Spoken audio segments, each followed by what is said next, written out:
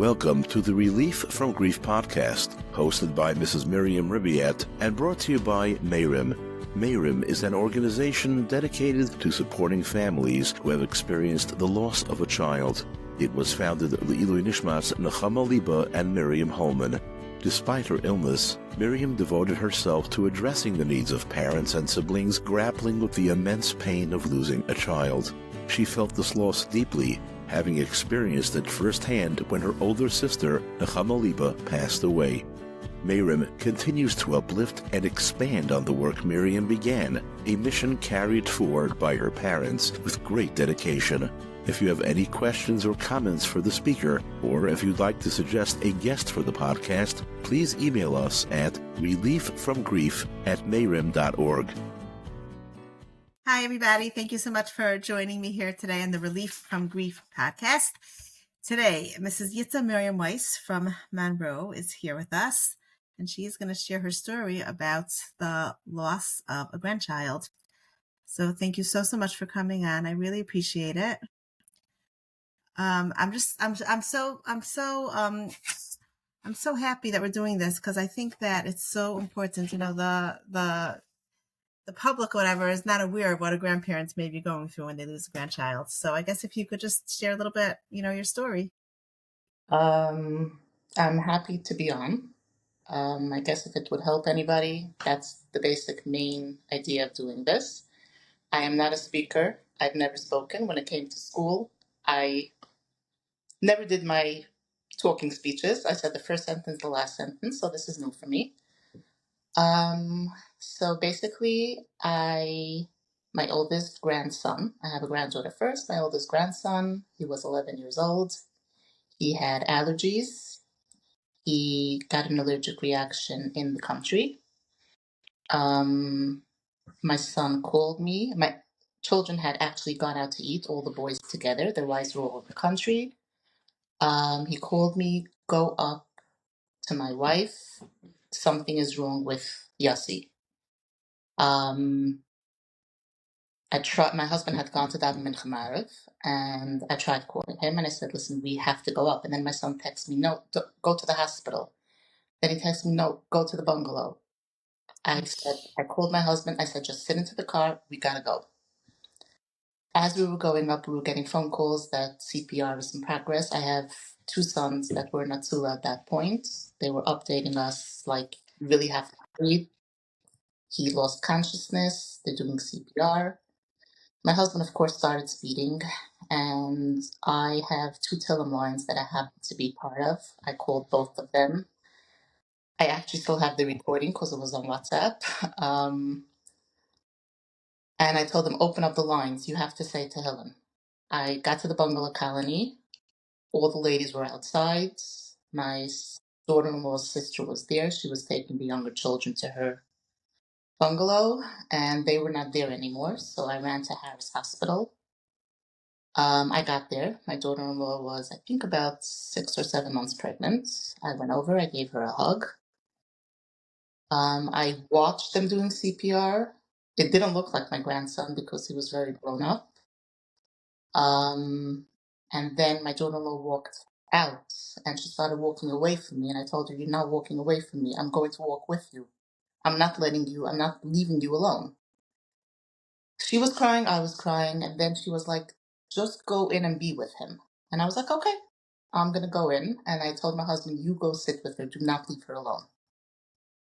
When I got in, the guard tells me you can't go in. And I'm like, you cannot tell me where I could go. And he's like, I'm security. And I'm like, I'm pretty medically well versed, and I'm going to be with him. So I stood outside. Of course, the room was full of people. They were changing off every 20 minutes, a different Hatsula member, a different nurse. They were doing CPR, I would say, for about over 2 hours. And I kept on asking the main Hatsula member, you're not going to call it, right? You're not going to call it. And he's like, no, we're going to continue working. There was an unbelievable staff. They got back his pulse. And the way Harris works is they transfer you out of their hospital. So they were transferring us to Westchester Medical with a chopper. And I asked if I could be the one to go with the chopper. First they were like, we don't know, we have to go according to the weight. I ended up going on the chopper with him. We arrived to You West. as opposed to one of his parents? Well, she was 7 months pregnant, like I said, and I wanted my son to be with her because they had to drive down to Westchester. So I felt Okay. that they should be together. Right. So I did go on the chopper.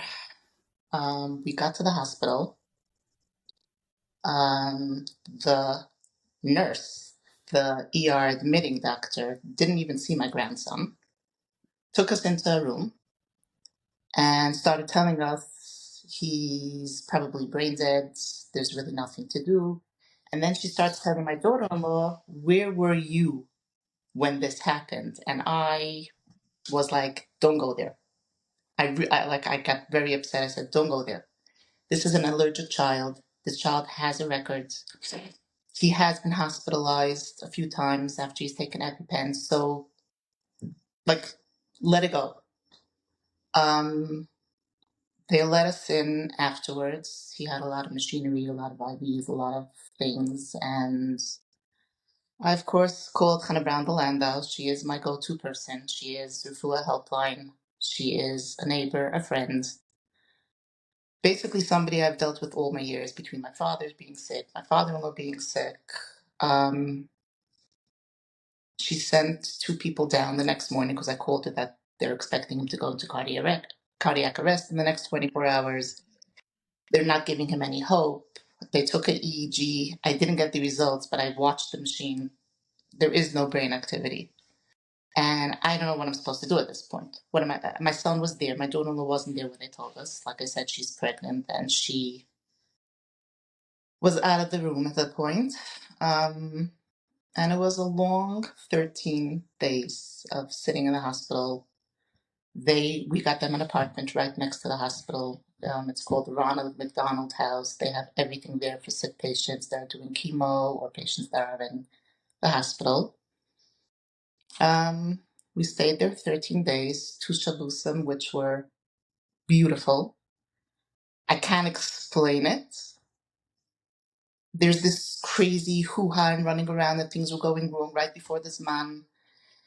But somehow when the Shabbos came and we had the Shabbos in a box, which I happened to be the representative of the Monroe representative for Chesed 24/7. We haven't done Shabbos in the box here because it didn't work out, but I could say that the serenity in the room, the 2 electric candles, that little flower, that tablecloth, the 2 challah dekel, and the quietness, it's different than what you have at home. My son sang Zmiras. My son bought a strammel and Bekatcha because he had a roof that told him make Shabbos beautiful. And we did. And we had 2 Shabbos with him. And then he passed away Sunday morning. It happened to have been High of, which was like, right before Tisha B'Av when everybody is sad. And that is the basic story. He was an adorable child, a late bigger boy. 11 years old. I have 5 boy Einiklas, but 4 that were grouped together. And when you see them together, there's that piece missing. And it's not so long ago, it's a year and a half, and now it is Erev Hanukkah, so all the emotions are there. Like, what's gonna happen? We're giving all the kids presents. He's missing, but we still remember him. Last year, I gave out from Waterdale like a Asher Yitzhar with his name on it. Everybody has it on their table. No, sorry, an Alamechia. This year I'm thinking about the Asher Yitzhar or Kriya Shema, something to just keep his memory alive. Your other grandchildren that are his age, they talk about him? They do, yeah. They actually are more receptive than us adults. My grandson, who's right after him, just made a play from a script that he had written. I haven't seen the play yet. It's in the middle of being edited. Who wrote it? grandson that was Nifter? Yeah, the grandson that was Nifter used to like to write plays, and he used to like to be this, let's do a group and let's make a play and let's get dressed. And he did write a script. And my other Wow. uncle made a play, Lily Nishmas Him. I'm going to be getting the version of it once it's edited. Yeah, and they have a picture of him, and they actually talk more than the adults talk. We walk on eggshells and we don't know what to say, when to say. But I'm not saying, when I took out last year, I gave everybody their gifts, and the last gift was, we always want to remember Yossi. They were like, what's going to happen now? Like, what are you going to give? What are you doing? And Right. saw their faces, because I took video of it, of course, because, when you give the presents. But yeah, they are more talkative than we are. He actually Wow. So what happens? he has a sibling right under him, a boy, that was always on the quieter side. He was the one that brought him in, like, let's go, let's do. Mm-hmm. That's so nice. Yeah. That he was concerned about his younger brother to make sure that he stays part of. He was protective of his sisters. He was concerned with his brother. He was a very good child, good midas, good everything. So are family gatherings hard for your son and daughter-in-law when they see all their nephews that are at the same age? Yeah, it's hard for everybody. We all feel it, but of course they feel it the most. There's Right. something missing. There's that part that's not there anymore. So how do you balance that, right? How do you balance that they're obviously missing it the most, but you're also in pain, but you can't put your pain onto them, but you want to show them that you're supporting them in their pain. It's like a very difficult tightrope, no? It is and it's not. You know that you have to be there for them. And I think they don't show it out as much, or my son shows it out more than my daughter-in-law does. But you know what they're feeling. And no one says you're not allowed to cry, you're not allowed to shed a tear. So if you announce his name and you give this gift in his name, yeah, you're going to shed a tear, but there's nothing wrong with it. It just shows that you're in the same basic boat as they are. A step back, like I've heard people say, like, oh, the grandparents have double pain because they see their child in pain and they lost their grandson or granddaughter or whatever it is. I personally don't think that statement is correct. Yes, we feel it. And not on a day-to-day, minute-by-minute basis. They feel it day-to-day, minute-by-minute, because they have everything in their house. They go to a supper table, his chair is empty. They go out, they go chalamoid, he's missing. I, on the other hand, it's spread apart, I would say more. Right. It's crazy. No, like you sent me a poem like a while ago, and you wrote about how you wanted to what was it that you can't basically you want to control, like you want to take away their pain and you can't, and it's something that you just don't have control over. Right. And I remember when we were talking back a while ago, and you were telling me how was it a brother-in-law, whatever, a family member that walked in and took one look at your daughter-in-law and said, oh, but at least she's going to have another one. Yeah. And like that, like helplessness of like, you can't even control what other people say besides about the tragedy that just happened. Like other crazy people, shouldn't say crazy in case he listens, but he probably won't, right? Like such insensitive people. So there is somebody coming out with a book, What Not to Say by a Shibboleth. And it probably would include this too. And I always say, people are not bad. They're lost. No. And they don't know what to say. So things come out that they really don't need to say. They probably go back and they're like, what did I just say? Like, I can't believe it. I said that out of my mouth. Right. But it's not real. It's just not. Now, the poem that I wrote was basically, I'm just the grandmother. That I feel so much pain, and I saw my son going away. Like when the shiva was actually in my house because they were in the country and I was in between this. I live in Monroe, so I'm in between. Somehow I felt like, oh wow, I'm sheltering them. They're here. I see them. I see how they're acting. I'm serving them. And all of a sudden, the day after, they picked themselves up, packed up their car, and left. At that point, I felt like I was breaking. And that's when I wrote it. That I feel so much pain, but I'm only the grandmother. I'm one generation above that. And I want to protect them. And I want to be the mother because the mother's supposed to be the protector from my daughter-in-law and from my son. And I can't do that. And I couldn't stop what was happening because I was like, yes, I was there. And yes, I spoke to the doctors. And yes, we tried every schooler that there was. And yes, and there was nothing I could do to stop it. And that's just the reality. And there is nothing you can do because it does come from Hashem. And yes, we're supposed to say, yeah, it was meant for me, but I don't think we really say that. But you do look for all the little things that Hashem orchestrated that would make this easier. Like, my grandson went to the hospital July 11, which was, I guess, 2 weeks into country time. And that Friday before, my husband comes home and I'm like, you know what? The blech is ready, the table's set. Let's go up to the mountain. Let's go visit our kids. First, my husband's like, they're only there a week. Like, I'm like, yeah, but everything is done. It's a long Friday. Let's go. That was the Oh, last wow. I saw my Einikel alive and got to Wow. see him. On a normal basis, I would go when it's visiting day or later on.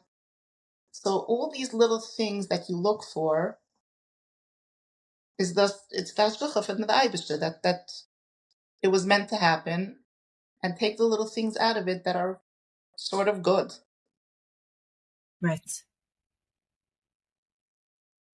Is that something that finding those little pieces of gratitude is something that you really started working on after he was nifter, or it's something that you really you've been working on your whole life, and this just has strengthened it? I would say probably my whole life because I had my father was sick for a very long time, and that was also hard. So you have to try to look for the good in order to survive. That's the Right. real bottom line. And in order not to become a bitter person. Correct. Well, there are days that are more bitter than others. There are days that you're like, okay, I'm not picking the phone on anybody. Like, today's not my day. Or today's an emotional day. Or anything like that. But that's all normal. Do you ever feel like, I know like by siblings, some siblings were telling me how they feel like, the day of the yard site, and they'll get a call, a friend of their mother's, whatever. Oh, is your mother there? No, she's not available right now. Okay, just let her know that I called and I'm thinking about her on this day. And the sibling says, okay, thanks, bye. And they hang up and they're like, one second, but I'm the sibling. My sibling, it's the yard site of my sibling. Like that doesn't, that you don't think about that. That doesn't mean anything to you. So I'm wondering if like as a grandmother, you also feel like that sometimes. I'm not sure. I guess because I'm pretty much involved that I don't get it. Like, we had the first year tech now in the summer, and I helped my son plan it and prepare it and serve it. And I guess I'm just on ball, so it doesn't change anything. So I'm part of it. We're So hands you on. don't need outsiders. You don't need outsiders to recognize it because you're so part of it. Yeah, I think so. It's so nice that you have such like a beautiful relationship with them. Yeah, Baruch Hashem with all my kids. It's very special. Yeah, we try. Listen, I'm happy. I live in Monroe, and my kids are married quite a long time, and they still come. And, we try to be accepting and set up and make everybody's favorites foods, and just part of it. Well, that's amazing because it's not just about the food; it's the whole atmosphere and everything like that. So obviously, you're doing more important than just the food. I mean, I have it, so it works. Right, right. Wow. What did I want to ask you? I wanted to ask you about, right. So this goes back to like watching your children struggle and there's only so much that you could do. You told me that they went to Eretz Yisrael, Yeah, right? right That after, was your story that they went shortly afterwards. right after the So show. I don't know, is that something you feel comfortable sharing or? Yeah. Basically, my daughter-in-law's aunt, I think her name is Groman. She lost two children, and she lives in Israel. She lost one by the Mambay. He was one of the Shachtim. And then she Oh, lost her wow. other son by a trampling by, I don't remember whose Levaya, big Rebbe's Levaya. So she lost two sons. Ay, And my daughter-in-law wanted to go to Israel to talk to her and then to go to other Kfurim and to, I guess, just be closer to Hashem and daven. And my son told me that he's going with all his kids. And I was like, okay, I understand. When he got there, this was for like a yentif, wasn't it? no, it was right after the Shloshim. It was still in the summer, hot, hot summer. Oh, I thought it was like a yentif. Okay. They left everything in the country, picked themselves up, and went. Um, my son texts me, "This is murder for me. Yossi always wanted to go to Israel, and now I'm here, but he's not here." And such text is what throws me off. And I have to write Right, back. And it was like our time span was very different. So my husband was sleeping and I was texting with him and I'm crying and I'm like texting. I'm like, thank God he's not calling because I wouldn't talk. I wouldn't be able to talk. And right. I write back, I understand you. Of course it's hard, but you're doing it for your son, your other son, and your other kids. And there were always such texts, even when he came home from Israel. And I would cry. I would read his text and I would like cry. And then he worked here. His wife was in the country. He worked here in the summer. And he would stop in every day. And I would just see a skinny, broken man. And this is Hi. my son. This is my son. And when they left to Israel, my husband got a phone call, and this person tells him, "Oh, your son isn't working today in the cemetery." My husband goes, "What?" My son works in Monroe and would go to the cemetery every single day and sit by his son. And then he would come here, and I would see on his face that he's not okay. And I don't think he's okay now either. It's a year and a half. It's still very fresh. My daughter-in-law puts up a better face, but I know deep down sometimes, like when I made a wedding, she would text me things. They're broken. They are broken, and there's nothing I could say or do that's going to change it because he's gone. And I don't, I know time heals, and I hope it's going to heal quicker than it should. I don't know. I don't know what the time frame is. And I hope Mashiach will come and they'll be reunited, and that's where the pain is going to end. I mean, does he still go to the cemetery every day? No, he doesn't work here anymore every day. It was in the summer because he was in the Oh, country. So it was just easier. But I think he probably goes up every chance he can. wow. And what did they have as far as a baby? They had a boy or a girl? I had to go. So probably everyone was very happy about that, no? I think so. I don't know. I just thought it was easier, maybe. But I don't know. And she's a very cute little girl. She's a year old. I'm sh- So she and does what give them happened? simcha. She does What did you give, say? She does what? does give them simcha. A baby in the house does give you happiness. And she has her other children that are also adorable. And that's, I guess, what gives them the chizuk every day. Right, right. Oh, it's so hard. What I want to ask you, I just wanted to say something. Oh God, I forgot. But let me ask you like this: what about the bar mitzvah? Right, it's coming up to his bar mitzvah. Yeah, it's coming up now. He was born Erev Shvius. He was a Shabbos bris. Actually, my only anicle with a Shabbos bris. I have 6 sons and I never had a Shabbos bris. Oh wow. So we are doing the mitzvah Nachnus Savta. There was a bucher that walked in by the shiva, made a sign with all the parshias and his name, and people wrote down the amounts that they were giving for the Torah. And we're going to be giving it in a day after Shvius. It's going to be Isachat Shvius, June 4. And I hope that's going to give a little more closure. You have something really, really in his memory, something big, something that's used. I don't know. I was always It's going to the shul where your son davens. Probably. We didn't decide yet. But the oasis is finishing the oasis is going to be in his house. And I don't know. I always had something with the Chnusa Sefer Torah. I find it emotional. I find it beautiful. I found the connection, and I guess they did too. And we're going to try to make it as beautiful as possible. I know it's going to be hard. It's going to be emotional. But I think it's going to give some kind of closure that we have something for him. Wow.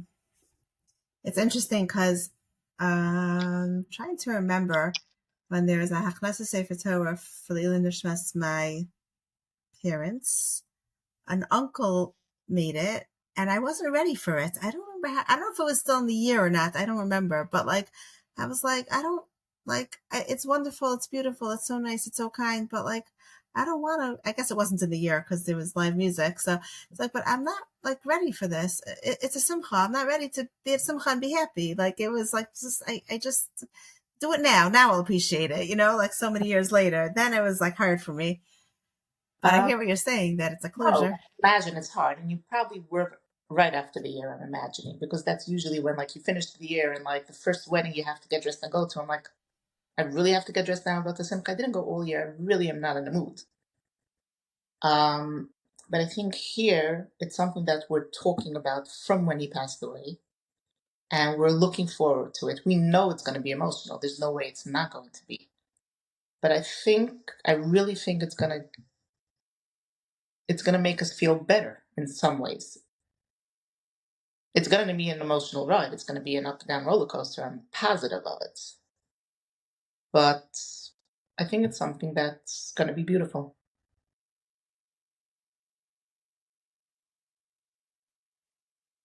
Wow. Do you live in fear of like the other shoe dropping, chas v'shalom? I know you mentioned you have other allergic grandchildren. Yeah. So I did have somebody send me once a podcast, actually, for grandparents, and the 2 speakers that spoke they had lost both 2 grandkids. And I called her up. I said, why did you send this to me? Like, get a different speaker. We all have that fear that it could happen again. And she's like, nobody ever told me that. They're talking radio like 3 years in a row. I said, I guess it's just my fear. So yes, I do have other grandkids with allergies, and one did have a reaction in front of me, and I did overreact. But again, I always have a fear. It's just the type of person I am. If I hear a hatsula, I'm gonna check where's my husband. Hi, what's doing? Like, where are you? Oh, okay, just want to check. Bye. So it's just the type of person that I am, anyways. Right. But yeah, there's definitely a fear because he did nothing wrong, and hopefully we did nothing wrong, and it happened. So what's my guarantee that it can't happen again? So yes, and fear. What about your other children? Like, do they also have that fear? The parents of the other allergic kids? No, they're actually more calm. Yeah. Oh, good. Yeah, they're pretty calm about it. I guess it's my personality that's there to begin with. That's more right. Like overprotective. It's very hard to be a mother. I mean, it's a good thing, Baruch Hashem, but like, right? Was I talking to you about this? That just the more like children and grandchildren, like the older our kids get, we don't have less worries. It just increases and I increases. don't think it's that. I think the older we get, the more mature we get, the more we see what life is. It's not fun and games. And we get more serious. So I think it's more us, because life is life. Life happens, and life has always been the same. Life had always had tragedies. It's just us realizing it more as we get older. I know, but the fear of watching a child in pain, Yeah. I know for me, it's like so intense. Like I don't want my children to go through anything. I won't be able to handle it. Like, Sure. so. Sure. But again, that is out of our hands. That's the whole point. We think we could protect them. We think we could make sure everything is always going to be okay. And it's really not up to us. We are just so powerless. Like I say, we're the puppets. We're the end of the string. Yeah. I guess, are there any important messages that we should leave off with for grandparents or for people that know grandparents that lost children or for regular people? Basically, we're still the same person. We haven't changed. You might think we should get over it quicker than we are getting over it, but every person has their own feelings, and every person has their own timings, and every person has their own interpretations. And if you see that we're in crying mode, don't say it's not the time now. It's not something that you could control. It happens when it happens. And I think that's basically it. We are the grandparents of that grandson, and we do miss them, or granddaughter, and we do miss them. And there does come times where you feel it more than others, and we have that right. Right. I think that's an important message. People think that you're only the grandparent, you have other grandchildren, it's a simcha, move on. And I think it's important to let other grandparents know that, no, this is like... When you feel it, by the simchas and by the nice parts, that's when you feel it. Because, okay, let's go take a family picture. And I'm like, family picture? We're a family, but there's a part missing. So I did to somebody who says every time they take a picture, they have their granddaughter's picture, like somebody holds a picture in their hands. I don't do that, but I do have a phone. So my background of my phone, I have everybody from Yom Tov, and I put his last picture in that I have. So it's always there. Wow. But that brings up also pain that, like, if you do that every Yom Tov, everyone else is growing up and looking different, and he's always the same. I don't have it yet because it's only a year and a half. But yeah, he's always that same boy. He's not getting older.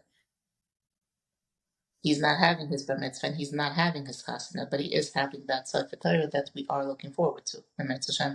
Right.